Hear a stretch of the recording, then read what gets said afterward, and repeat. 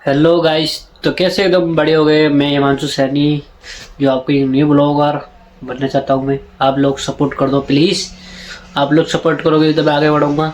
जो आप लोग सपोर्ट नहीं करोगे तो कैसे आगे बढ़ूंगा बताओ यार। इतनी मेहनत, दिन से मेहनत कर रहा हूँ मैं। देखियो हमारे रूम का रहने वाला किस्ता में सब बर्तन तो ऐसे पड़े हैं। देखो रूम नाम कुछ ऐसी है साल। बहुत ज़्यादा दिमाग ख़राब है कि इतने 3 साल हो गए वीडियो बनाते बनाते, अभी कुछ नहीं हो पाया मेरा।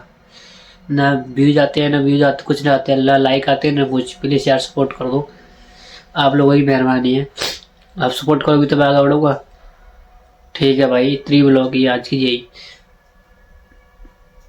और यहाँ पे कोई कुछ नहीं है, देखो भाई सब मैं अकेला हूँ। अब मैं आगे बढ़ गया ना, यहाँ पे सब होंगे।